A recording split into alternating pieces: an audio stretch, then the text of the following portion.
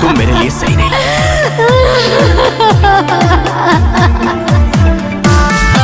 DJ Rohit Raj खनवा घाट Sitamarhi road.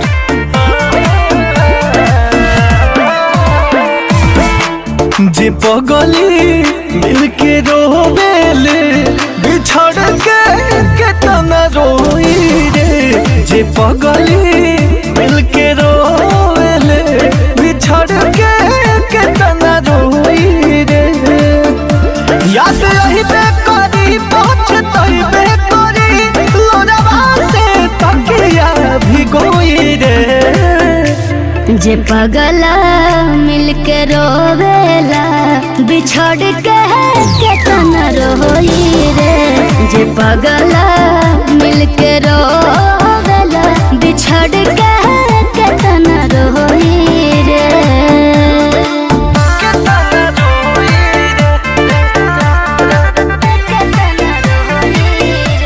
मैं तुमसे प्यार करता था इसीलिए तुम्हारे पीछे पड़ा।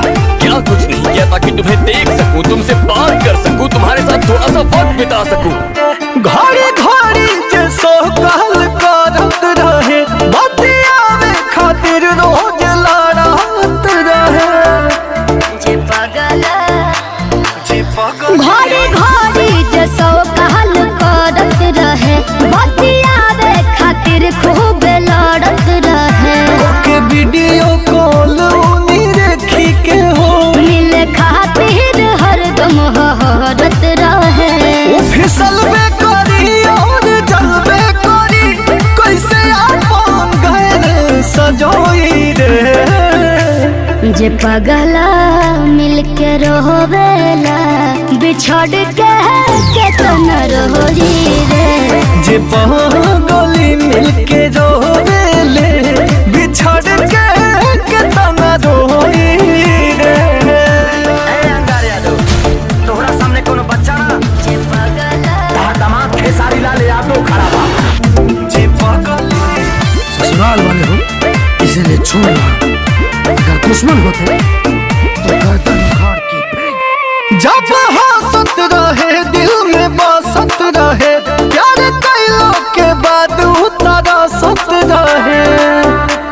जे पगला जे पगली जब हंसत रहे दिल में बसत रहे प्यार कइलो के बाद तरसत रहे। शशि गोस्वामी बहिया में भरलो के बाद बन के शिल्पी बारिश बरसत रहे। खिसियाई बे तोरी पगलई बे तोरी नहीं अभी के कोई से धोई रे। जे पगला मिलके रोवेला बिछड़ के